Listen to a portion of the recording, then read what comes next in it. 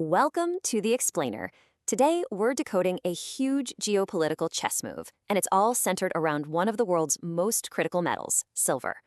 This is a story about money, power, and a painful lesson from history that is now being played out in reverse. So it all kicks off with a puzzle.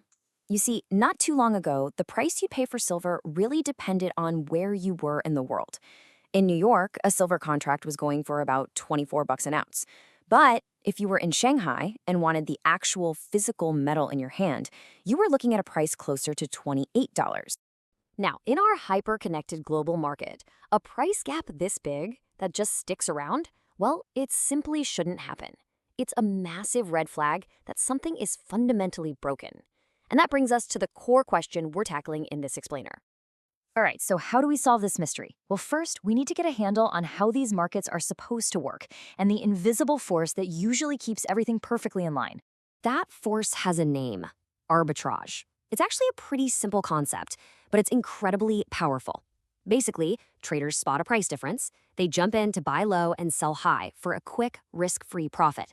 And in the process, poof, they slam that price gap shut almost instantly. You can think of it as the market's own self-correcting superpower. So here's how it should go, plain and simple.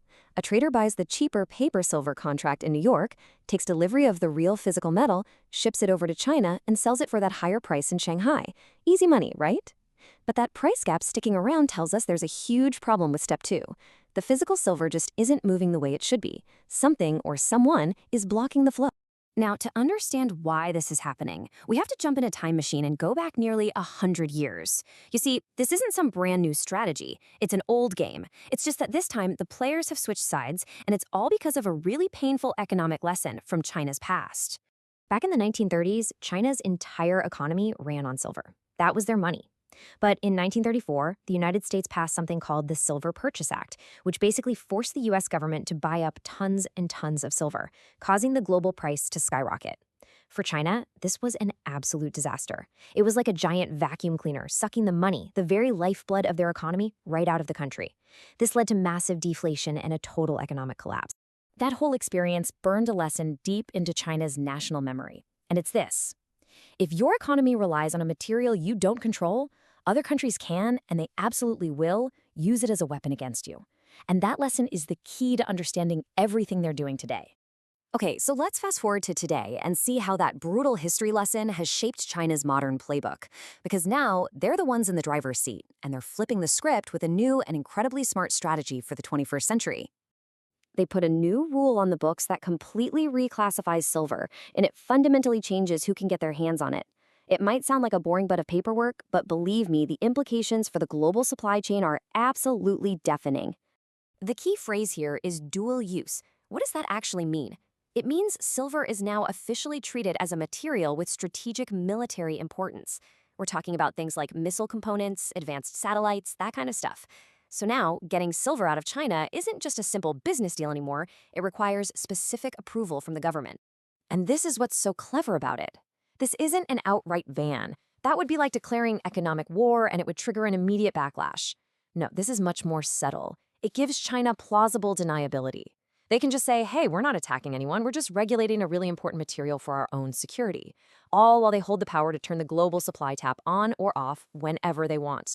Okay, but why silver? Of all the materials they control, what makes this one the perfect choke point? Well, it all comes down to its very unique and, frankly, for the rest of the world, very problematic supply and demand. First of all, just look at where it's used. Silver isn't just for fancy silverware and jewelry anymore. It is absolutely essential. It's the lifeblood of the entire green energy transition, it's critical for AI data centers, and, this is a big one, it is all over advanced military hardware. Our modern world, and especially our modern defense systems, literally cannot function without. And here is the first major problem on the supply side.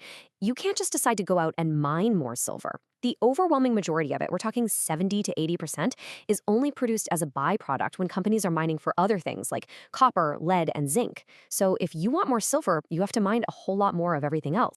This situation creates a double whammy that economists call inelasticity.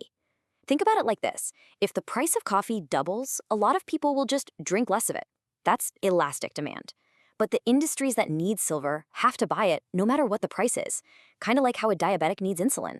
That's inelastic demand. So let's put it all together, because this is the crucial point. You have a metal that the world absolutely has to have, whose supply is incredibly difficult to increase, and the refining and processing is largely controlled by the one nation that is now restricting its export. It is, quite literally, a perfect storm. So, we have the motive, we have the strategy, and we've laid out the vulnerability. Now we can start to really dig into the potential fallout from all this and what it could mean for the entire global economy.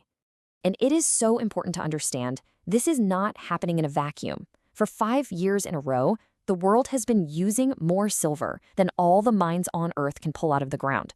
We've been draining our global stockpiles. So China is tightening the screws on a market that was already stretched to its absolute breaking point. So the first and most immediate question is pretty obvious. What does this mean for manufacturers? We're talking about everyone from solar panel companies to smartphone makers. Are they going to be able to get the silver they need to operate? And if they can, what on earth is it going to cost? Then you have to zoom out and ask the bigger question. Does this move signal the beginning of the end for free-flowing global trade? Are we entering a new era of resource nationalism, where countries just hoard their strategic materials and weaponize their control over the periodic table? And what about that price puzzle we started with, the gap between New York and Shanghai? Does that become a permanent feature of the market? A world where you have a paper price for financial contracts in the West and a much, much higher real physical price for actual metal in the East? Now, of course, no one can predict the future with certainty, but it's worth looking at what history and our source materials suggests. When a critical commodity gets hit with a supply shock of this magnitude, the price reaction is rarely slow and steady. It can be explosive. The analysts we looked at suggest that a global scramble for any non-Chinese supply could potentially launch prices well into the triple digits. And this all leaves us with one final pretty provocative thought. As this era of global cooperation seems to be fraying and nations are looking out for themselves, China's strategic play with silver is forcing everybody to reconsider a very, very old question. When push comes to shove, what holds real, tangible value? A promise on a piece of paper or a piece of physical metal in your hand?